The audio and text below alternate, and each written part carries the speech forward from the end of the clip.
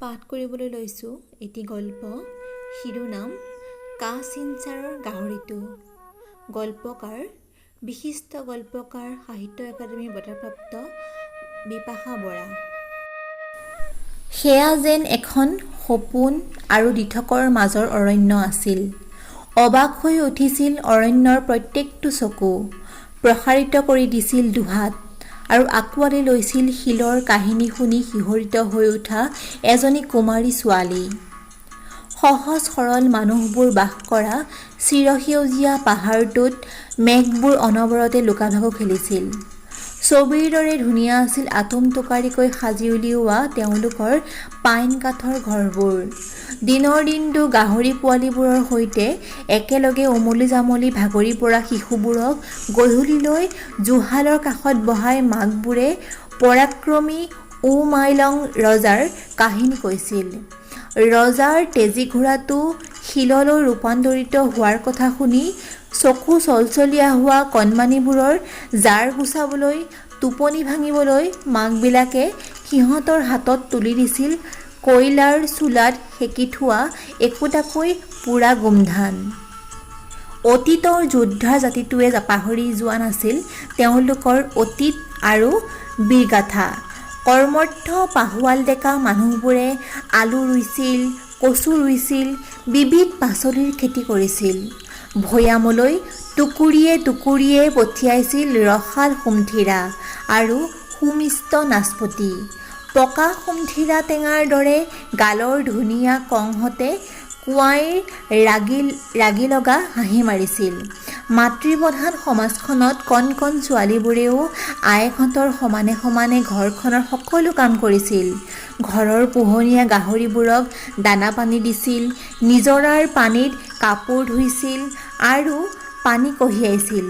নিজতকৈ সৰু ভায়েক ভনীয়েকহঁতৰ জঞ্জাল মাৰিছিল আৰু আনকি বাগিচাৰ প্লামবোৰ ৰঙাকৈ পকাৰ দিনত ৭-৮ কিলোমিটাৰ খোজকাঢ়ি গৈ বজাৰত সেইবোৰ বেচিছিলগৈ।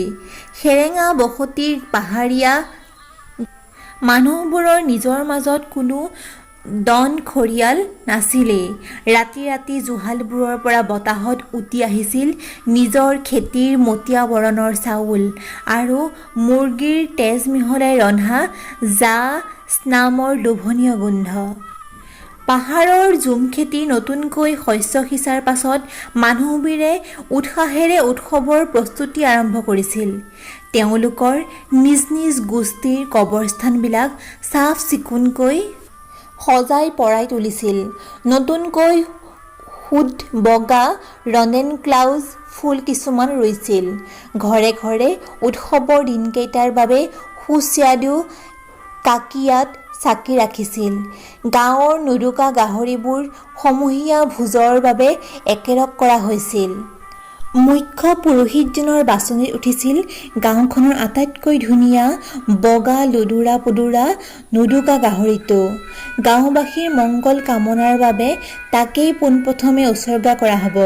সমবেত মানুহবোৰে নুদুকা গাহৰিটোৰ মঙহৰ লোভতে জিভা ওঁঠ চেলেকিছিল আৰু নিজৰ নিজৰ ধৰণেৰে আনন্দ প্ৰকাশ কৰিছিল। মানুহবোৰৰ উল্লসিত চিঞৰে তল পেলাই দিছিল গাহৰিটোৰ মৃত্যুকাতৰ চিৎকাৰ। ৫জন মদগজ মানুহে ধৰি ৰাখি একেখাপতে গাহৰিটোৰ মূৰটো বিচ্ছিন্ন কৰি পেলোৱাৰ পাছত তাৰ মূৰটো আছুতীয়াকৈ ৰখা হ'ল, কিয়নো গাহৰিটোৰ মূৰৰ ঘিউৰ পৰা প্ৰস্তুত কৰা হ'ব এক অন্যান্য সুস্বাদু ব্যঞ্জন। এসময়ত মানুহবোৰ গাঁৱৰ মুখ্য পুৰোহিতজনৰ চোতালত থূপ খাইছিলগৈ। সুস্বাদু কাকিয়ত ছটিয়াই চোতালখন পবিত্ৰ কৰি লৈ দলৈয়ে চাওক হৌৰ লোককথা সুৰ লগাই গাইছিল। তাৰ পাছতেই উৎসৱৰ আনন্দ আৰু কিয়াদৰ নিচাত মতলীয়া মানুহবোৰে ঢোলৰ চেৱে চেৱে নাচিবলৈ আৰম্ভ কৰিছিল। সুললিত বাঁহীৰ সুৰৰ ৰাগীত গোটেই চিনটেং গাঁওখন ৰং ৰহস্যত মজি গৈছিল। শ্ৰমজীৱী মানুহবোৰে উৎফুল্লিত আৰু সুখী হৈ উঠিছিল। আৰুনো কি লাগে এই খন্তেকীয়া জীৱনত? দুখী হৈ উঠিছিল মাথো এজনী কুমাৰী ছোৱালী। বৰ কষ্টেৰে তাই নিজকে সেই আনন্দ উৎসৱত ভাগ লোৱাৰ পৰা আঁতৰি ৰাখিছিল। নিজৰ মৰমৰ গাহৰিটো খচ খচকৈ কটাৰ ভয়াল দৃশ্যটো সহিব নোৱাৰিব বুলিয়েই তাই উৎসৱথলী এৰি নীৰৱে আঁতৰি গৈছিল। মোৰ দেউতা পৃথিৱীৰ আটাইতকৈ জধলা মানুহ আৰু মোৰ মা আটাইতকৈ নিষ্ঠুৰ। গাঁওখনৰ সীমাত থকা নিজৰাৰ পাৰত গৈ তাইৰ স্বীকাৰোক্তি কৰিছিল। পাহাৰটোৰ সিপাৰেই অপদেৱতাৰ বাসস্থান পবিত্ৰ অৰণ্যখন। তাই কোনোদিনে সেই প্ৰাচীন অৰণ্যৰ মাজত ভৰি দিয়াগৈ নাই। চিনটেং গাঁওখনৰ তাইৰ দৰে সকলো শিশুৱে মাকৰ বুকত সেই প্ৰাচীন অৰণ্য আৰু তাত বাস কৰা অপদেৱতাসকলৰ লোককথা শুনি শুনিয়েই ডাঙৰ হৈছে। ৰহস্যৰে ভৰা অৰণ্যখনৰ প্ৰতি সিহঁতৰ সীমাহীন কৌতূহল আৰু ভীতিয়ে সদায় সিহঁতক তালৈ যোৱাত বাধা দিছিল। আউল বাউল চুলিৰে তাই সেই পবিত্ৰ অৰণ্যখনলৈ চাইছিল। তাই মনৰ দুখত ক'বলৈ আৰম্ভ কৰিছিল, হে অপদেৱতা ৰিংকিও, অপদেৱতা বাচা, তোমালোকৰ সন্তুষ্টিৰ বাবে গাঁওবাসীৰ সকলো অপায় অমংগল দূৰ কৰাৰ বাবে মোৰ আৰু মোৰ দুখীয়া আই বোপাইৰ আটাইতকৈ মৰমৰ গাহৰিটো উচৰ্গা কৰিছোঁ। তাই নিজৰ অতি মৰমৰ মৃত গাহৰিটোৰ বাবে পৰম দুখত কাতৰ হৈ উঠিছিল আৰু এটা দীঘল হুমুনিয়াহ কাঢ়িছিল। তাইৰ হুমুনিয়াহত স্বচ্ছ পানীৰ মাজেদি খলখলাই পাৰ হৈ গৈছিল সৰু সৰু ৰূপালী মাছ এজাক। হঠাতে খৰকৈ বলিবলৈ আৰম্ভ কৰা পাহাৰীয়া বতাহজাক যেন এক কৰুণ সুৰলৈ পৰিৱৰ্তিত হৈছিল। জোপোহা গছবোৰ কুমাৰী ছোৱালীজনীৰ দুখত নিজৰ অক্ষমতা অসহায়তাত একেদৰেই থিয় হৈ ৰৈছিল। আৰু ক'তো একো কোলাহল নাছিল। লাহে লাহে কুমাৰী ছোৱালীজনীৰ হুমুনিয়াহটোৱে এটা উচুপনিৰ ৰূপ লোৱাৰ আগতেই সেই পুৰাতন নৈশব্দ ফালি হঠাতে এক তীক্ষ্ণ সুহুৰি শুনা গ'ল। অলপ সময়ৰ বিৰতিত আৰু এটা সুহুৰি। পবিত্ৰ অৰণ্যখনৰ দিশৰ পাহাৰটোৰ পৰাই সুহুৰিটো ভাহি আহিছিল। তিনিটা সুহুৰি শুনাৰ পাছত দুখত দুখ খাই পৰা ছোৱালীজনীয়ে মূৰ তুলি চালে আৰু ধীৰে ধীৰে সেই পবিত্ৰ অৰণ্য অভিমুখে খোজ দিলে। কানি কানিয়ে তাই পাৰ হৈ গৈছিল পাহাৰটো। পাহাৰটোৰ সিপাৰে অৰণ্যখন, এখন চেচুক প্ৰাচীন গ্ৰাহক সেউজীয়া অৰণ্য। মানুহবোৰে পবিত্ৰ বুলি গণ্য কৰা অৰণ্যখনৰ পৰা কোনোৱেও কেতিয়াও এখিলা পাতো ছিঙা নাছিল। বহুত দিন ধৰি সৰি সৰি গছৰ সৰাপাতবোৰে তৈয়াৰ কৰি পেলাইছিল এখন খয়েৰ বৰণীয়া দলিচা। চিনটেংসকলে বিশ্বাস কৰিছিল, গোটেই পৃথিৱীখনতে যদি সেউজীয়াবোৰ নোহোৱা হৈ যায়, অৰণ্যবোৰ নোহোৱা হৈ যায়, গছৰ ছাঁবোৰ নোহোৱা হৈ যায়, তেতিয়াও তেওঁলোকৰ এই পবিত্ৰ কুমাৰী অৰণ্য একেদৰেই জীয়াই থাকিব। আকৌ এটা সেউজীয়া সাধু আৰম্ভ হ'ব এই কুমাৰী অৰণ্যৰ পৰাই। মানুহৰ বিশ্বাস আৰু শংকাই যুগ যুগ ধৰি গঢ় দিছে এই অৰণ্য। অপদেৱতাবোৰৰ বাসভূমি এই অৰণ্য। কুমাৰী ছোৱালীজনী পিছে বিচলিত হোৱা নাছিল, ভয়ো খোৱা নাছিল। মাথো শুকান পাতত দলিচা গছকি তাই বিস্মিত দুচকুলৈ বহু বছৰ ধৰি থিয় হৈ থকা বুঢ়া গছবোৰৰ মাজেদি আগুৱাই গৈছিল। যেনি তেনি ফুলি থকা বনৰীয়া ফুলবোৰ পোহৰাই দিছিল গাহৰিটোৰ বাবে তাইৰ দুখ আৰু সুখ। উলাহতে দুই এটা ফুল তাই চুলিত গুজিও লৈছিল। বহু দূৰ গৈ গৈ তাই এটা সময়ত অৰণ্যখনৰ মাজত তাই আৱিষ্কাৰ কৰিলে এডোখৰ মুকলি চিকুণ ঠাই। তাতেই আছিল আকাশলৈ মূৰ তুলি চাই থকা থিয় থিয় ছটা শিলেৰে ভৰা প্ৰাচীন যেন লগা এখনি শিলনি। তাৰেই আটাইতকৈ ওখ শিলটোত ভাগৰুৱা শৰীৰটো আউজাই কুমাৰী ছোৱালীজনী বহি পৰিল। শিলৰ চেঁচা স্পৰ্শত তাই কুমাৰী শৰীৰটো জিকাৰ খাই উঠিল। তাই জানে এই অৰণ্য, প্ৰতিটো পাহাৰ, প্ৰতিটো গুহা, প্ৰতিখন নদী আৰু প্ৰতিটো অদ্ভুত আকৃতিৰ শিলেৰে একোটাকৈ কাহিনী আছে।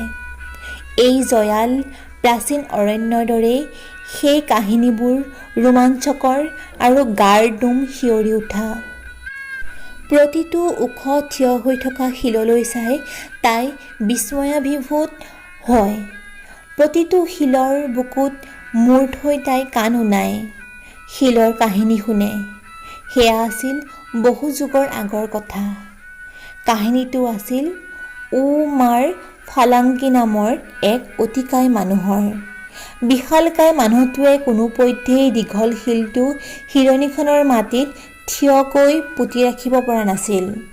কথাটো উমাৰ ফালাংকিৰ বাবে সন্মানৰ প্ৰশ্ন হৈ পৰিছিল। ফালাংকিৰ ব্যৰ্থতাৰ কাৰণ বিচাৰি সমবেত মানুহবোৰে অৱশেষত এটা কেঁচা কণী ওপৰলৈ দলিয়াই ভাঙি মঙল চাইছিল। সেইখন মঙলত ওলাইছিল যে এটা নৰমুণ্ড পালেই শিলটো থিয় হৈ ৰব। এটা শিল থিয় কৰাই ৰখাৰ বাবদ এটা মানুহৰ মূৰ। কিদৰে হ'ব সেয়া?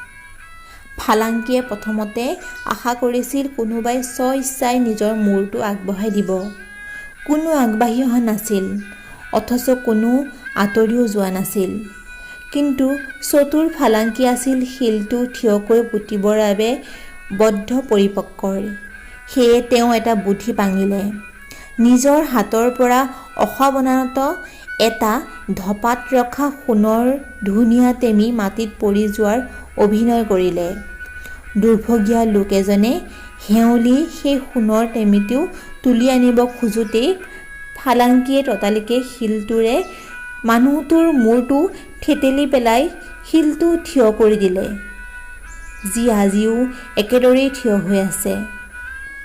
শিলৰ কাহিনীবোৰ মনত পেলাই কুমাৰী ছোৱালীজনী সঁচাকৈ শিহৰিত হৈ উঠিছিল। বহি থকা ঠাইখিনি তিতি থকা যেন বোধ হোৱাত তাই থিয় হৈছিল। এটা অদ্ভুত কেঁচামা-কেঁচিম গোন্ধ তাইৰ নাকত লাগিছিল।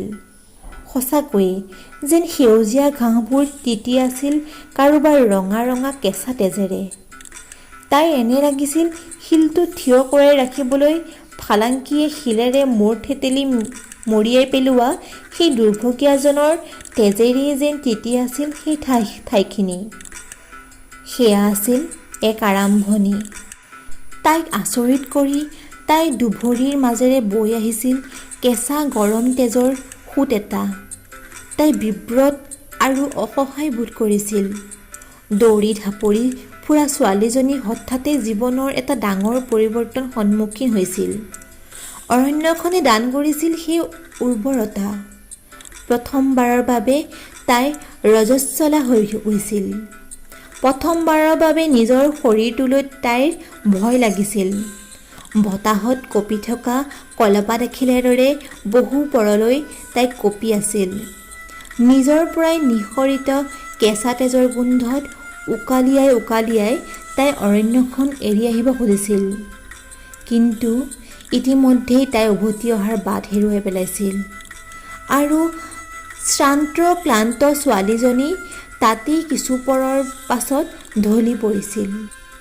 তাই সাৰ পাইছিল বাঁহীৰ মাতত।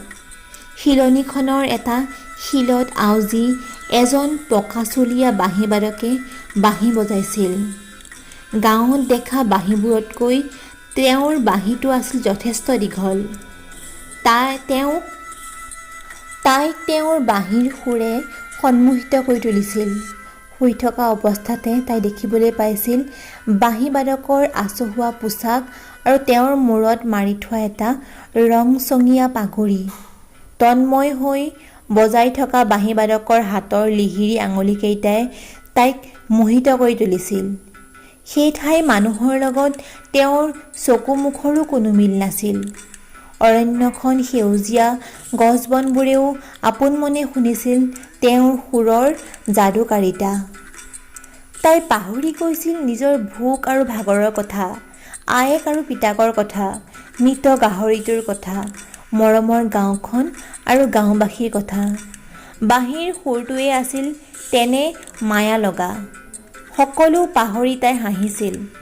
তাইৰ হাঁহিৰ শব্দত হাঁহিবাদকৰ চমক ভাঙিছিল। তেওঁ ঢুলু ঢুলু দুচকু তুলি অবাক দৃষ্টিৰে তাইলৈ চাইছিল। একে সময়তে যেন বহুকেইটা বাঁহীৰ সুৰে তেওঁক আমনি কৰিবলৈ ধৰিছিল। তেওঁৰ সন্মুখত প্ৰকৃতিয়ে যেন আদিম ৰূপত নিজকে থিয় কৰাইছিল, কোনো আঁৰ বেৰ নোহোৱাকৈ। তেওঁ কেঁচা তেজৰ গোন্ধ পাইছিল আৰু লাহে লাহে মতলীয়া হৈ উঠিছিল সেই তেজৰ নিচাত। কি ভাবি বাঁহীবাদকে নিজৰ জুলুঙা খুলি উলিয়াই আনিছিল এমুঠি সুমিষ্ট বগী জামু। ৰজস্বলা ভোকাতুৰ ছোৱালীজনীয়ে তেওঁৰ হাতৰ পৰা জামুকেইটা থাপ মাৰি লৈ খাইছিল। অৰণ্যকন্যা। বাঁহীবাদকে লাহেকৈ মাত দিছিল আৰু পুনৰ তেওঁ দুচকু জপাই নিজৰ বাঁহীত ফু দিছিল। উশাহ চুটি হৈ নোযোৱালৈকে তেওঁ বজায়েই আছিল। ছোৱালীজনী তেওঁৰ কাষ চাপি আহিছিল আৰু এটা সময়ত সেই কোমল সুৰৰ বুকুচাত মূৰ থৈ তাই এক নিৰ্ভয়ে টোপনি গৈছিল। উৎসৱৰ আনন্দত মতলীয়া মানুহবোৰ দেৰিকৈ সাৰ পাইছিল। কাচিন্সাৰ নামৰ ছোৱালীজনী আগদিনাৰ পৰাই গাঁৱত নাছিল। গাঁৱৰ বুঢ়া মেথা মানুহবোৰে একুৰা জুইৰ চাৰিওফালে জুম পাতি বহিছিল। গাঁৱৰ ডেকাবোৰে পুৱাই তাইক বিচাৰি ওলাই গৈছিল। কলৈ গুচি যাব পাৰে ছোৱালীজনী? উৎসৱত নাচিবলৈ গোটোৱা তাইৰ ৰং বিৰঙী মণিবোৰলৈ চাই আয়েকে ছোৱালীজনী আৰু গাহৰিটোৰ কথা কৈ কৈ ইনাই বিনাইছিল। অকণমানি ভায়েকটোৱে একো নুবুজাকৈয়ে জুম বন্ধা মানুহবোৰৰ মুখলৈ অবাক হৈ চাই আছিল। তাই নাম ধৰি চিঞৰি চিঞৰি বাপেকটোৱে পাহাৰটোৰ পৰা পূব দিশে নামনিৰে ফালে নামি গৈছিল। শেষবাৰৰ বাবে তাইক হেনো দেখা গৈছিল উৎসৱথলীতে। গাহৰিটোৰ বাবে চকুপানী টোকাও দেখিছিল গাঁৱৰ কোনোৱে। তাৰ পাছত ক'ত জানো বতাহৰ দৰে মিলি গ'ল ছোৱালীজনী। ককা ঐ, সাধু ছোৱালী মই, আইক কবিগৈ, ঘৰলৈ উভতি নাযাওঁ, আইৰ হাতৰ যাদু নাখাওঁ, যদিহে নামানে মোক। ডেকাবোৰ এটা সময়ত গৈ নিজৰ গাঁওখনৰ শেষ প্ৰান্তৰত থকা নিজৰাৰ পাৰত থিয় দিছিলগৈ। তাৰ পৰা কোনোদিনেই কাকোৱেই আগবাঢ়ি যোৱা দেখা নাই কোনেও। পবিত্ৰ অৰণ্যখনৰ পৰা উটি আহিছিল এটা এটাকৈ সুহুৰি। সিহঁতে নিৰাশ হৈ গাঁৱলৈ ঘূৰি আহিবলৈ লৈও সুহুৰিয়াই থকা পবিত্ৰ অৰণ্যখনলৈ উলটি চালে। দুটামান সাহসী ল'ৰা অৰণ্যখনৰ ভিতৰলৈ যাবলৈ ওলাল। গৈ গৈ সিহঁতে এসময়ত সেই শিলনিখন পালেগৈ। দাংকোলাকৈ তুলি লৈ অনা হৈছিল দুৰ্ভগীয়া ছোৱালীজনীক। ওৰেটো বাট গাঁৱৰ ডেকাহঁতে তাইক ইকুলা সিকুলাকৈ কঢ়িয়াই আনিছিল। ওঠৰ কোণত কৰাল বান্ধি থকা তেজেৰে ছোৱালীজনীক দেখি আয়েকে তাইৰ শৰীৰত উবুৰি খাই পৰিছিল। তাইৰ কণমানি বনৰীয়া ফুলৰ দৰে শৰীৰটো আছিল ক্ষত বিক্ষত। শৰীৰটোৰ নিম্নাংশৰ অৱস্থা অবৰ্ণনীয়।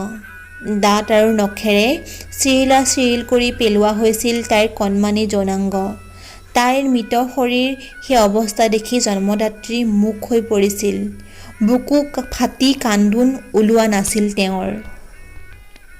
মোৰ সাধু আছিল তাই, মোৰ লখিমীজনী।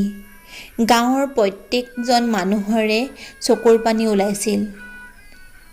অপদেৱতা, অপদেৱতা, অপদেৱতাই মাতি নিছিল তাইক।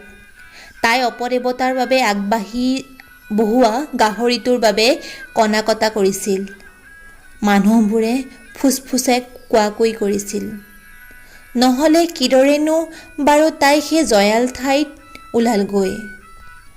তাইৰ পৰিণতি দেখি তাইৰ সমনীয়াবিলাক ভয় বিস্ময়ত পেঁপুৱা লাগিছিল। কাণ চুই সিহঁতে জয়াল অৰণ্যখনত কোনোদিনেই ভৰি নিদিয়া বুলি দহুকুৰি শপত খাইছিল। অৰণ্যখনৰ বিষয়ে শুনা লোককাহিনীবোৰৰ মাজত আৰু এটা কাহিনী নতুনকৈ যোগ হ'ল, কাচিন্সাৰৰ কাহিনী। অপদেৱতাৰ অসন্তুষ্টি আৰু ৰোষৰ প্ৰতি মানুহবোৰ আৰু বেছি সচেষ্ট হ'ল। ৰাতি ৰাতি গাভৰু জীয়েকহঁতক লৈ মাকবিলাক টোপনিতে জিকাৰ খাই উঠা হ'ল। মানুহবোৰ ভবাতকৈও বেছি বুৰ্বক আছিল, নহ'লে আছিল বেছি সহজ সৰল। আধৰুৱা আৰু ভুল কাহিনীটো শুধৰাই দিবলৈ কা-চিনচাৰ আৰু কেতিয়াও উভতি নাহিল। মাথো কুমাৰী পবিত্ৰ অৰণ্যখন সাক্ষী আছিল তাইৰ শেষ সময়ৰ। ওৰে ৰাতি তাইৰ উচুপনি শুনি গছবোৰৰ পৰা টোপাটোপে নিয়ৰৰ চকুপানী সৰিছিল তাইৰ বাবে। মৃত্যুৰ আগমুহূৰ্তত অসহ্য বিষত তাই কেঁকাইছিল। তাইৰ পিয়াহ লাগিছিল। দুখতে তাই আয়েকক বিচাৰি উচুপিছিল। তাই পিন্ধি থকা ধাৰাখনৰ তলৰ ফালটো তেজেৰে তিতি গৈছিল। নিৰ্দয় আছিল বাঁহীবাদকজনে। তাই শৰীৰটোৰ সৈতে খেলি খেলি ভাগৰি তৃপ্ত হৈ গুচি গৈছিল অহা বাটেৰেই। যাওঁতে পিছে দয়া কৰি ছটিয়াই থৈ গৈছিল বগীজামু এমুঠি। ওপৰমুৱাকৈ তাই পৰি ৰৈছিল শিলনিখনত।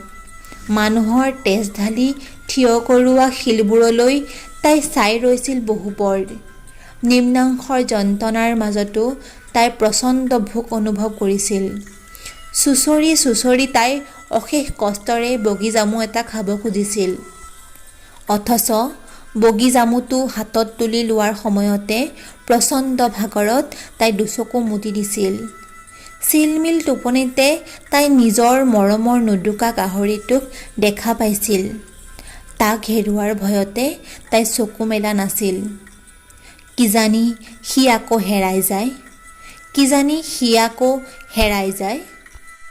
আপোনালোকে আজি বিশিষ্ট গল্পকাৰ বিপাশা বৰাৰ কা-চিনচাৰৰ গাহৰিটো নামৰ গল্পটোৰ সোৱাদ ল'লে। আশা কৰোঁ এই দীঘল গল্পটোৰ সোৱাদ পাই আপোনালোকে ভাল পালে।